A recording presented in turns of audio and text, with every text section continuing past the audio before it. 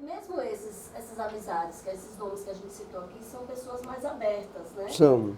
Mesmo desses, o senhor acredita que o fato de ter entrado nesse mundo mais interreligioso, ecumênico, o tenha afastado dessas pessoas? Eu acho que sim, né? Algumas amizades ainda eu conservo, né? Mas alguns bispos não querem nenhuma aproximação comigo, né? De jeito nenhum.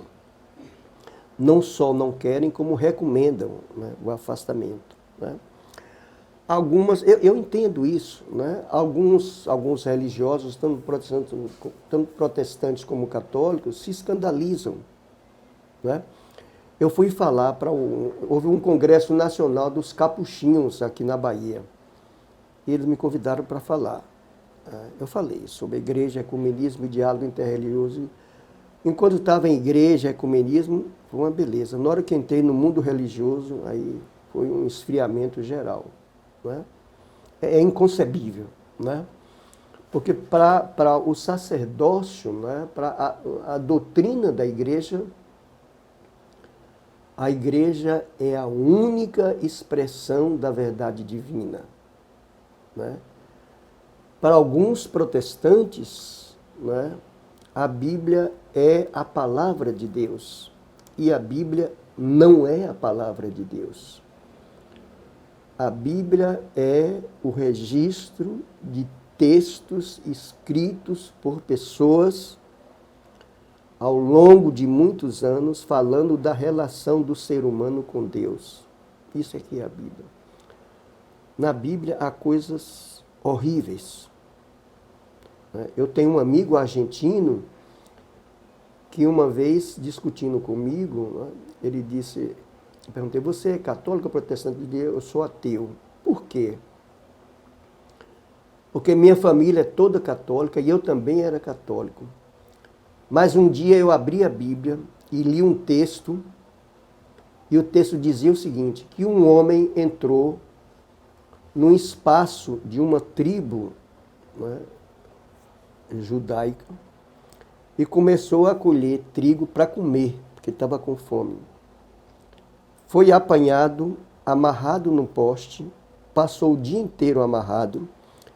Quando o chefe da tribo chegou, ele foi julgado e foi assassinado por apedrejamento. Aí ele disse, eu fechei a minha Bíblia e disse, eu não quero esse Deus para mim, né? E eu fui conferir o texto no livro de Juízes, né? Então há umas coisas horríveis que em nome de Deus se cometeu e Deus não tem nada a ver com isso, né? Por outro lado, há textos lindíssimos, né? Quando eu recito o Salmo 23, né, o Senhor é o meu pastor, né, nada me faltará, e esse nada me faltará também é outra inverdade, né? O Senhor é o meu pastor, ainda que muita coisa me falte, né? Para mim é o meu salmo, né, o Salmo de Davi. Quando eu leio as bem-aventuranças, e foi o tema da minha dissertação de mestrado, pressupostos éticos das bem-aventuranças. Eu pergunto o seguinte, qual é a confissão religiosa, cristã ou não, que lendo um texto desse, bem-aventurados os pacificadores, bem-aventurados os misericordiosos, bem-aventurados os que têm fome e sede de justiça, né? Bem-aventurados os humildes de espírito, né? Quem é que não se inspira num texto como esse, né? Então tem coisa linda na Bíblia, né? Então, no Salmo 4, em paz me deito e durmo, porque só tu, Senhor, me fazes habitar em segurança. Durante esses anos que eu tenho vivido, alguns textos bíblicos têm sido de uma grande significação em minha vida. Eu tive para enlouquecer, né? Para enlouquecer mesmo. Eu me julgava um super-homem, né? A minha analista, né? A minha formação de psicanálise foi de 5 anos. E como parte da formação em psicanálise, você tem que fazer análise. Então, a minha analista me conhece há 5 anos. E uma vez ela me disse assim, quando é que Djalma vai cuidar de Djalma? Não é? E agora, recentemente, ela me disse, não é? Você não sabe dizer não aos outros. Quando você diz sim aos outros, muitas vezes você está dizendo não a você mesmo. Você precisa acordar para isso. Né? E aí ela me disse, quando eu estive perto da loucura, ela foi me visitar. Eu estava na casa de meu filho, ali no Horto. E ela me disse, conhecendo você como eu conheço, é para enlouquecer. Eu fiquei 32 dias numa cama de hospital, recebi 2 bolsas de sangue. Né? Quem ia me visitar ia para se despedir, né, de mim. Né? E acho que não morrer foi um privilégio. Né? Depois que eu saí, um casal de amigos, né, me ofereceu um jantar em homenagem a mim e convidou uns amigos.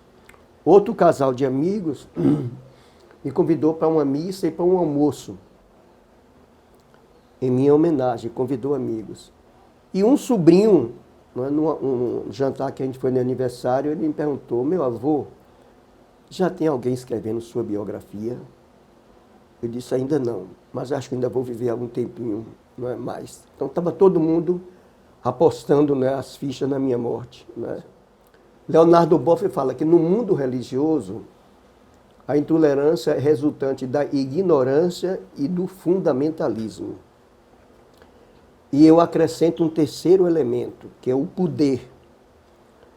Quer dizer, ninguém pense que uma igreja universal está pensando no ser humano, está pensando no bem-estar financeiro. Né? E esses outros grupos religiosos, né? A fortuna de um Edir Macedo é incalculável, né? Chega a alguns bilhões de dólares, o que a gente sabe que é publicado. Né? Esse apóstolo Valdomiro, né, tem uma pequena fortuna, o R.R. Soares e outros tantos. Né? Então, a sede de poder é imensa. Né? Eu conheço pastores que são donos de 5 ou 6 igrejas. Donos mesmo absolutos. Né? Porque uma igreja dessa, ela se organiza como você organiza uma instituição qualquer. Como talvez vocês tenham que organizar o grupo de vocês. Com estatuto, com registro no cartório, com CNPJ, com a permissão da prefeitura, né, no local. E aí, nesse estatuto, você estabelece as cláusulas de direção da empresa, né, ou da instituição. E aí você pode botar o que quiser. Né? Na instituição, a assembleia só pode ser convocada com a presença do presidente, então, ou por convocação do presidente. E aí tem toda sorte de aberração. Né?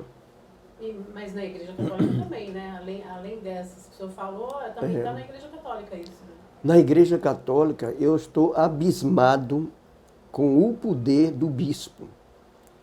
Esse discurso da chamada igreja particular é uma igreja que pertence ao bispo. O bispo tem poder absoluto. Só quem tem poder sobre um bispo é o núncio apostólico aqui, em emergência, e o Vaticano.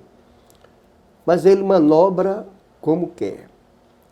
Eu tenho algumas experiências, né, muito ruins, que não dá para colocar aqui, senão eu vou ser preso. Né? Mas horríveis. Né? Além do fato de que você tem, por exemplo, hoje você tem uma reação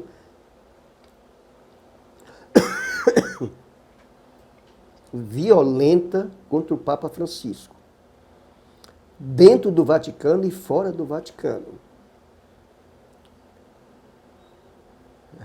Agora a CNBB fez uma assembleia para a eleição da nova diretoria.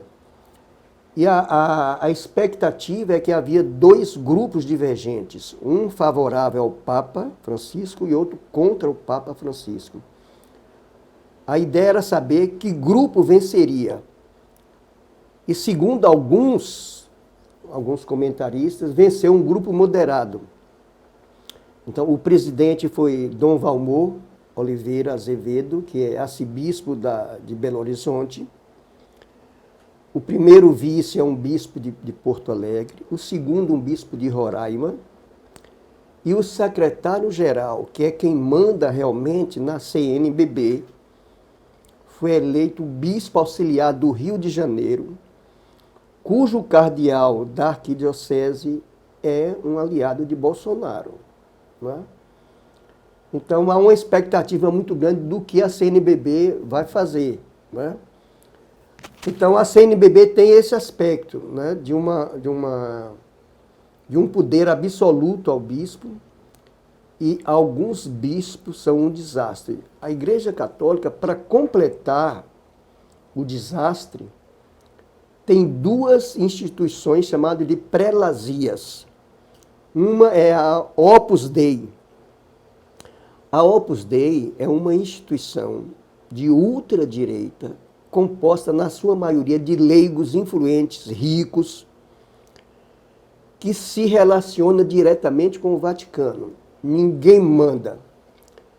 A segunda, a irmã gêmea, é a chamada Comunhão e Libertação.